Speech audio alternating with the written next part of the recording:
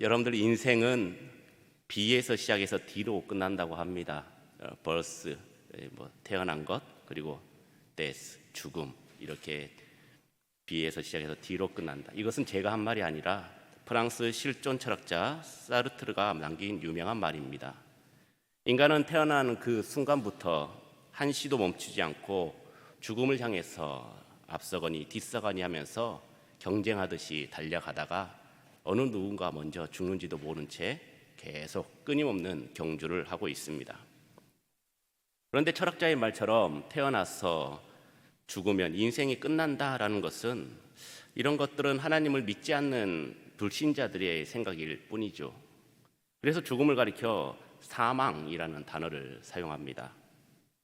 사망이라는 단어를 살펴보면 죽을 사자 그리고 망할 망자, 죽고 망한다라는 뜻이 되는데 우리 믿는 자들은 소천이라는 단어를 사용합니다. 그런데 이 말도 선교 초창기에 한국교회가 만든 단어입니다. 소천은 하늘로 부르다라는 뜻인데 아무개를 하늘로 부르다, 아무개가 하늘의 부르심을 받다라는 의미로 지금까지 사용되어 왔습니다. 더 간단하게는 아무개가 소천하였습니다라는 뜻으로도 말하는데 어휘상 맞지 않고 국어사전에도 등재가 되지 않았습니다. 그래서 최근에는 하나님의 부르심을 받았습니다 또는 별세하셨습니다 라고 이렇게 쉽고 정확하게 표현을 할 것을 권하고 있습니다. 성경에는 치유의 역사가 엄청나게 기록이 되어 있죠. 예수님께서도 성경에 기록된 것만 해도 35회 이적과 치유 사역을 하였는데 그 중에 치유 사역이 26번이나 있었습니다. 또한 치유 사역의 정점이라고 할 수 있는 죽은 자를 살리신 그런 기적적인 일들이 구약에는 2번, 신약에는 5번 이렇게 해서 신구약 총 7번이 등장을 하는데 구약에서는 엘리야가 사르밧 과부의 죽은 아이를 살렸고 그리고 엘리사가 수넴 여인의 죽은 아들을 살렸었습니다. 그리고 신약 시대 와서는 예수님께서 죽은 나사로를 살렸고 나인성의 과부 아들을 살렸고 회당장 야이로의 딸을 살렸습니다. 그리고 창터에 걸쳐 앉아 말씀을 듣다 졸아서 3층에 떨어져 죽은 유두고를 바울이 살렸고요. 그리고 오늘 본문에 베드로가 다비다를 살린 그런 기적이 기록되어 있습니다. 그런데 이들에게 부활이라는 단어를 쓰는 것이 과연 적합할까요? 그것은 적합하지 않습니다. 부활보다는 소생이 더 정확한 표현이 되겠죠. 부활은 영원한 생명을 소유하게 되는 것이지만 이들은 결국 또 다시 죽게 되었기 때문이었습니다. 베드로는 지금 팔레스타인 서부 지역을 순회하면서 전도 활동을 벌이고 있습니다. 루다에서는 애니아라는 8년 된 중풍병자를 고쳤고 요빠에서는 죽은 다비다를 살렸으며 이를 통해서 많은 이들이 주님께로 돌아오게 되었습니다. 이 두 사람의 치료와 소생을 통해서 우리에게 주는 영적인 교훈이 무엇인지 함께 나누는 귀한 시간이 되길 주님의 이름으로 축원합니다. 베드로는 복음 전파를 위해서 사방으로 두루 다녔습니다. 가만히 있어서 찾아오는 이들에게만 복음을 주었던 것이 아닌 여기저기 복음을 듣지 못한 자들에게 찾아가서 복음을 전했던 것이죠. 그러던 중에 베드로는 루다라는 동네에 방문하게 되었고 그곳에서 애니아라는 사람을 만나게 되었습니다. 애니아는 성경에 짧게만 소개하고 있어서 구체적으로 누구인지는 기록되어 있지는 않습니다. 부자인지 가난한지 직업이 무엇인지 성별도 기록되지 않았죠. 그런데 애니아라는 이름이 우리나라에서 철수, 철이, 지훈 이렇게 남자 이름을 쓰듯이 헬라 시대에도 남자들이 흔히 쓰는 이름이었다고 합니다. 그래서 남자로 추정은 하고 있습니다. 그리고 8년 된 중풍병자라고 소개하고 있고요. 일어나지도 못하고 침대에 누워만 있었다라고 기록되어 있습니다. 세상에 그렇게 중요한 역할을 하는 자도 아니었고 주변인들에게도 부담스러운 자, 어떻게 보면 짐짝 취급을 하던 자일지도 모릅니다. 그냥 죽지 못해 사는 고통스러운 시간의 연속을 8년 된 중풍병자가 안고 살고 있었던 것이죠. 그러나 주님께서는 베드로를 통해서 애니아를 만나게 하셨고 그의 질병인 중풍병을 치료하여 주셨다라는 사실입니다. 절망적인 상황에서 완전한 반전이 일어났던 것이죠. 주님께서는 세상에 중요한 역할을 하지 않고 짐짝 같은 자라도 그런 자일수록 더욱더 돌봐주시고 관심을 가져주셔서 베드로를 보내주신 것이고, 예수 그리스도의 능력으로 말미암아 중풍병에서 완벽하게 벗어나서 일어나서 자기 자리를 정돈하기까지 하는 놀라운 기적이 일어났던 것입니다. 베드로는 예수 그리스도께서 너를 낫게 하시니 일어나 내 자리를 정돈하라, 이 말만 하였습니다. 일어나라, 그리고 내 자리를 정리해라. 그 자리가 어떤 자리입니까? 지난 8년 동안 누워 있었던 자리였습니다. 더러워졌고 냄새나는 자리입니다. 이제 그 자리를 정리하라는 것이죠. 미련을 두지 말라라는 것입니다. 과감하게 이제 쓰레기통에 있다가 버리라는 것입니다. 이제 필요가 없어졌기 때문이죠. 여러분들, 염증을 완화하고 통증을 줄이는 데는 스테로이드만큼 좋은 약은 없다고 합니다. 그런데 이 스테로이드가 장단점이 너무나도 확실한데, 특히 스테로이드 주사는 흡수가 빠르고 또 집중적이지만 장기적인 사용을 하면 고혈압, 당뇨, 골다공증, 체중 증가, 피부 문제, 여러 가지 부작용이 나타난다고 합니다. 이쪽을 고치면 다른 쪽에 문제가 생기고 몸이 좀 낫다 싶으면 또 정신적으로 힘들어지는 경우도 있습니다. 이게 세상과 우리가 치료할 수 있는 육신의 한계라는 것이죠. 그러나 주님께서 치료하시는 것은 그 차원이 다릅니다. 단 한 번에 완벽하게 치료하고 고침을 받았다는 사실입니다. 제가 새벽 기도 때 몸이 아프신 성도님들을 위해서 이렇게 기도해 줄 때 이렇게 기도합니다. 지금 아픈 부위가, 문제가 생긴 부분이 하나님이 처음 성도님을, 권사님을, 집사님을 만드셨을 때의 그 모습으로 돌아가게 해달라고 기도하고 있습니다. 하나님께서 얼마나 순수하고 깨끗한 영혼으로 우리를 처음 만들었을까요? 고통과 아픔이 없는 완벽한 영육을 달라고 기도합니다. 애니아라는 8년 된 중풍병자도 절망과 희망이 없는 그런 최악의 상황 가운데 가장 원했던 최고의 결과를 얻게 된 것이죠. 단지 그냥 좀 일어서기만 했으면 좋았을 텐데, 단지 그냥 내 발로 좀 걸었으면 좋았을 텐데, 이것이 아니라 중풍병이 완벽하게 치료가 되었다라는 것입니다. 그리고 그 모습을 보고 루다와 시론에 사는 사람들이 주님께 돌아오게 되는 놀라운 역사까지 덤으로 일어났던 것이죠. 지금 우리가 살고 있는 세상은 예수님께서 살고 있던 시대와 별반 다를 게 없습니다. 계급 사회는 없어졌지만 보이지 않는 계급이 존재합니다. 가난하고 병들고 힘겨워하는 자들이 세상에 너무나도 많이 있습니다. 기득권자들은 더욱더 의기양양해졌고 더 많은 부를 차지했지만, 가난한 이들은 어떻습니까? 그 가난에서 벗어나지를 못하고 있습니다. 끊임없는 가난이 대물림되고 있습니다.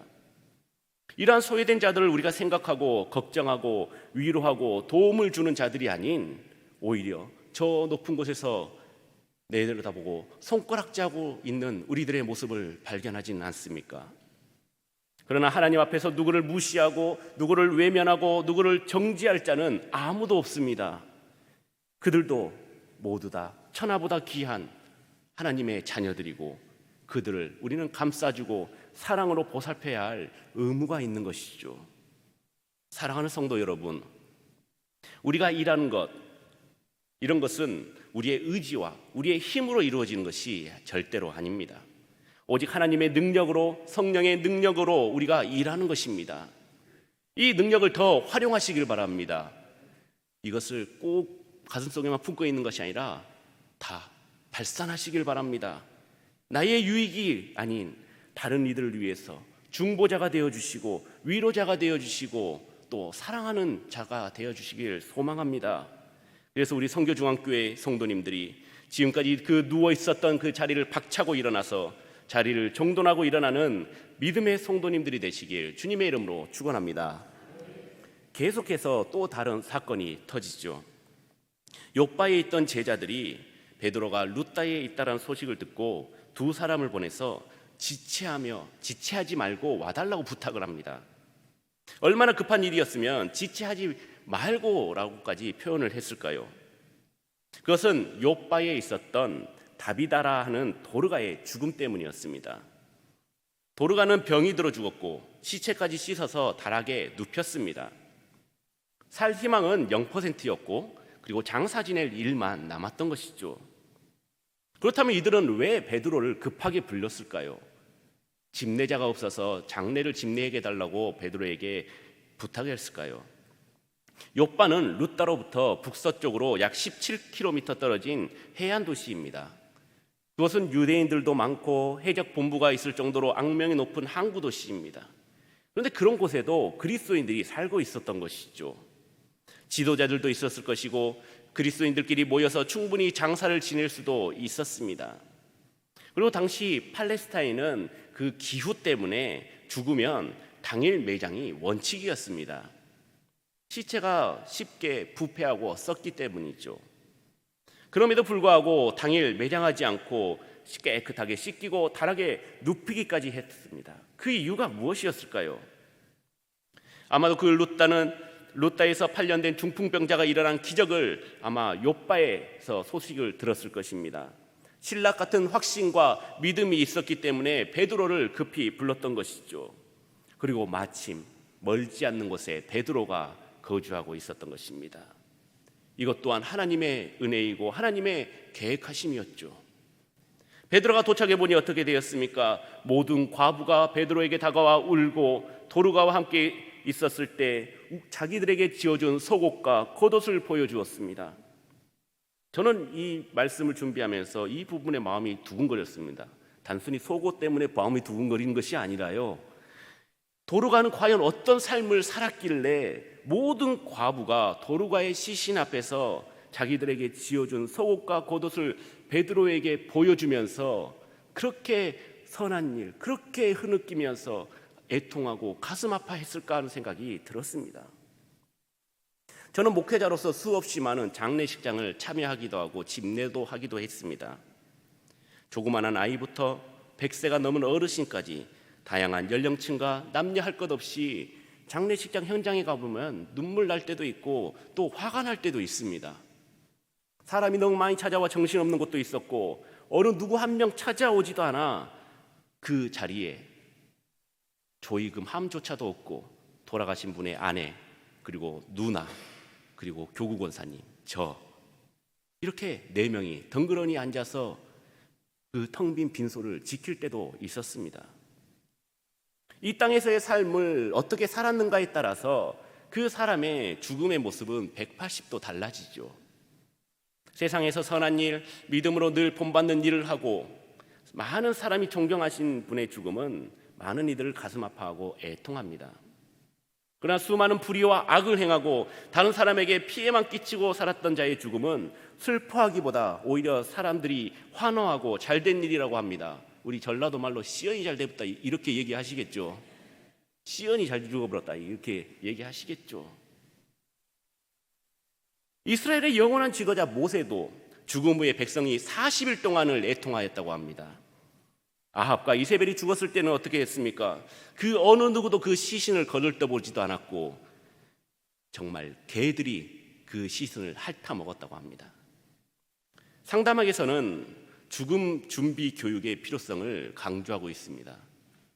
죽음이라는 단어 자체가 어떻게 보면 상담학에서는 금지된 단어였는데 이제 그것에서 해방되어서 죽음이라는 것이 하나의 생활 사건으로 여기고 일상생활에서 다루어야 하는 교육의 주제도 받아들이자라는 것입니다. 이렇게 우리가 죽음을 준비한다면 우울증이나 죽음, 불안과 같은 그런 부정적인 감정을 감소시켜서 삶의 만족도를 높이고 현재의 삶을 더 건강하고 가치 있게 도와주는 역할을 한다고 합니다. 도르가의 죽음은 분명히 슬픈 일이었습니다. 그러나 그의 선한 행실과 은혜를 많이 끼쳤기 때문에 많은 이들이 와서 함께 애통하고 같이 슬퍼했던 것이죠. 이에 베드로는 사람들을 다 보내고 무릎을 꿇고 기도합니다. 그리고 돌아서서 시체에게 외칩니다. 다비다야 일어나라. 다비다야 일어나라. 어떻게 되었습니까? 다비다가 살았습니다. 눈을 떠서 베드로를 쳐다봅니다. 일어나 앉습니다. 베드로가 손을 내미니까 그 손을 잡고 일어났습니다. 성도들과 과부들을 불러 살아난 것을 보여주었습니다. 이들만 안 것이 아닌 온 욥바 사람들이 다 알게 되었습니다. 그리고 많은 사람들이 주님을 믿게 되었습니다. 할렐루야. 베드로는 미문에 나면서 못 걷게 된 일도 거론하게 하셨고, 루다의 애니아도 중풍병에서 자유하게 하였습니다. 그리고 죽었던 다비다까지도 베드로의 선포로 살아나게 되었습니다. 베드로의 음성으로 그들이 다 일어났던 것이죠. 하나님께서 직접적으로 움직인 것이 아닌 베드로를 통해서 하나님의 권능이 드러났던 것입니다.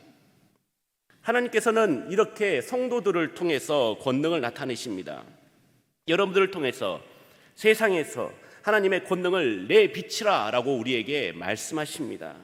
그리고 그 기적이 이루어졌을 때 하나님께서는 우리보다 더 기뻐하신다라는 사실입니다. 병든 자에게 손 얹고 기도할 때 병을 낫게 하시며 온전한 마음으로 주의 일을 할 때에 우리가 생각하는 것 그 이상의 것을 우리에게 충분한 결과물로 주시는 하나님을 우리는 찬양해야 됩니다. 그러기 위해서는 우리가 이것을 감당할 수 있을 그런 그릇이 필요합니다. 여러분들은 이러한 권능을 받을 충분한 마음의 그릇이 있습니까? 그냥 간장 종기만한 믿음입니까? 아니면 세숫대야 냉면 같은 그런 큰 대야 같은 마음을 가지고 있습니까? 그리고 그것을 얼마나 순수하게 그 권능을 하나님의 권능으로 나타낼 수 있습니까? 지금 당장 준비된 성도라면 여러분들의 삶의 전반적인 부분에 변화가 일어날 것입니다. 여러분들 주위의 기적은 상식이 될 것입니다. 그 복음의 통로가 탄탄대로가 되어서 많은 사람들에게 복음을 전달될 것입니다. 그리고 아직 준비가 되어 있지 않다면 좀 더 큰 그릇을 달라 기도하시면 되는 것입니다. 나는 간장 종지밖에 안 되니까 나는 기적을 못해, 못 이뤄, 이것이 아니라 지금은 간장 종지지만 나중에는 밥그릇, 그 다음에 국그릇, 그 다음에 냉면 그릇, 이제 세숫대야, 그리고 더 큰 그릇으로 수영장만한 믿음 가지시기를 바랍니다. 하나님께서 기다리십니다. 그때가 가도록 하나님께서는 인내하고 계십니다. 우리가 더 큰 그릇이 되도록 하나님께서는 계속해서 부어주시고 채워주시고 또 늘려주실 줄 믿습니다. 우리가 하나님의 복의 통로로서 적합하다 판단될 때 그 순간 여러분들의 삶에는 기적적으로 변화가 일어나게 될 것입니다. 그리고 놀라운 은혜를 철철 넘치도록 부어 주실 것입니다. 온전한 믿음과 철저한 자기 부인으로 하나님의 권능을 아직 믿지 않은 영혼들에게 전달하고 그들이 주님께로 돌아오게 하는 그 놀라운 역사가 우리 가운데 임하실 줄 믿습니다.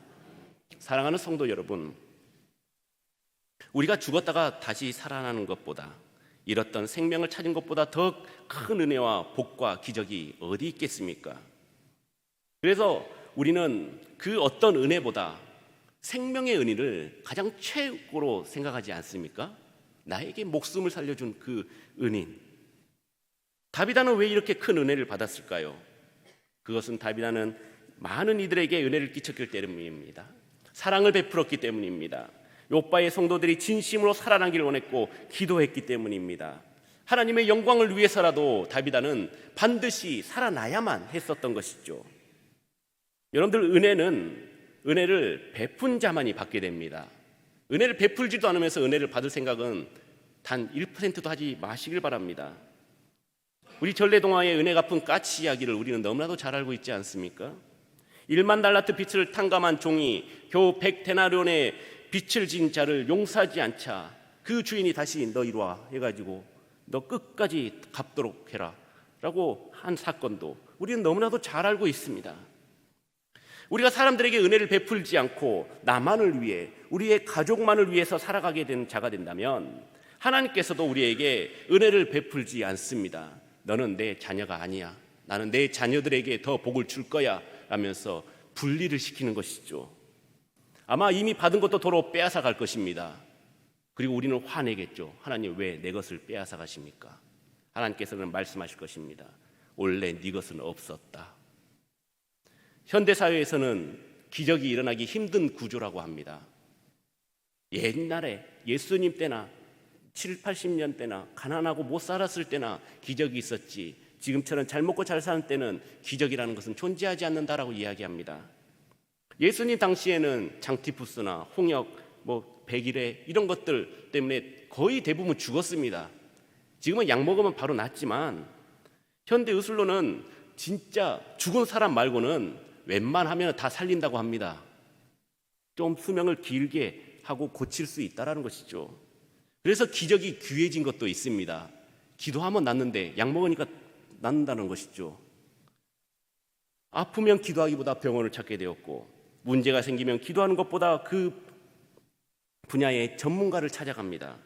그리고 그들이 안 된다, 이제 끝입니다, 포기해야 합니다라고 했을 때 기도하지 않고 포기하는 것이죠. 우리에게 베드로나 사도와 같은 기적들이 일어나지 않는 것은 그들과 같은 믿음이 없기 때문입니다. 믿음만 있다면 이 시대에도 하나님께서 역사하시는 기적은 언제든지 우리에게 일어날 수가 있습니다. 태초의 하나님과 구약시대의 하나님과 신약시대의 하나님과 지금의 하나님은 동일하신 하나님이십니다. 모세의 하나님이 우리랑 다를 게 없습니다. 똑같습니다. 아브라함의 하나님과 우리의 하나님은 똑같습니다. 그런데 왜 그때는 기적이 일어나고 지금은 기적이 일어나지 않을까요? 하나님의 문제입니까? 아니죠. 우리 자신의 문제라는 것입니다. 그 하나님을 믿으시길 바랍니다. 못 믿겠다면 내 자신을 마음부터 고치시길 바랍니다. 믿음의 그릇을 조금 더 넓혀가시길 바랍니다. 그래서 하나님의 기적을 세상에 보일 수 있는 큰 믿음의 사람들이 되어서 하나님의 영광스러운 일에 함께 동참하고 함께 기뻐하는 우리 믿음의 성도님들이 되시길 주님의 이름으로 축원합니다.